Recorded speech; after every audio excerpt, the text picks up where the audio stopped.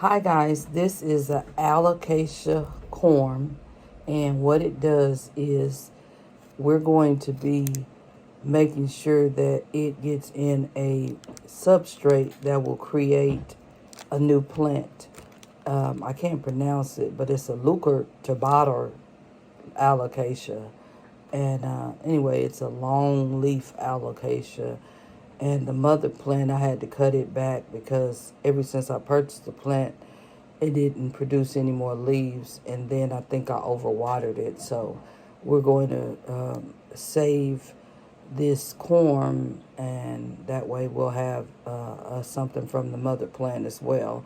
I have the mother plant in my greenhouse. So how I go about regrowing this plant is by putting it in flugal stratum, and I'll demonstrate that here.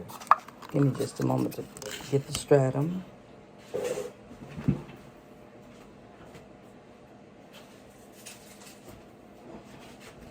So the flugal stratum is for live plants that you want to grow roots. And it's got a little bit of perlite in there, but I just pour it in a very small container. And what you want to do is you want to wet the stratum. And let's see if I got some water here. And you don't want to put a lot of water in there. You just want a little bit of water.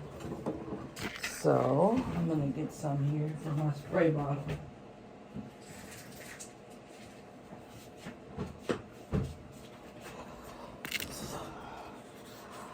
And so yeah,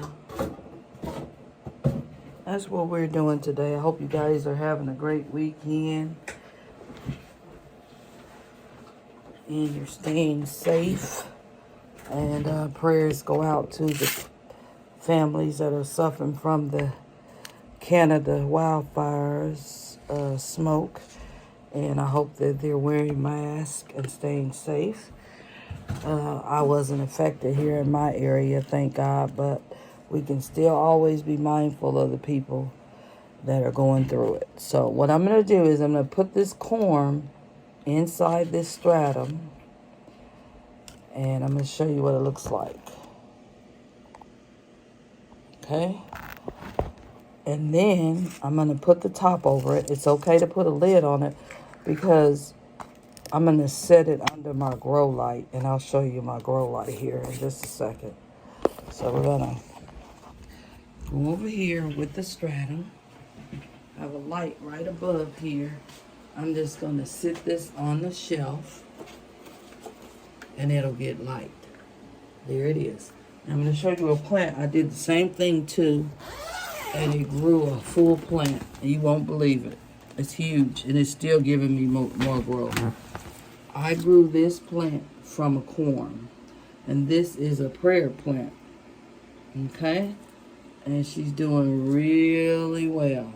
Look how beautiful she is. So I'm really excited about this. Alocasias produce corms. Sometimes they're under the soil, like this one was, or sometimes they're on top of the soil. When you repot your plant is usually when you can see it.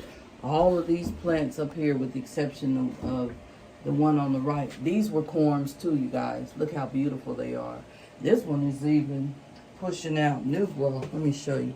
It's pushing out a bigger plant. This was like 5 or 6 corms that gave me plants. And I kept them in stratum, and now look at the leaves. Now that I put them all together, look at them, you guys. They're beautiful, aren't they? Yeah, so I'm excited. I wouldn't mind getting a corm off of this big old alocasia cuprea and this blanket, alocasia blanket. So that way I can put these items in my store and you guys can purchase a plant.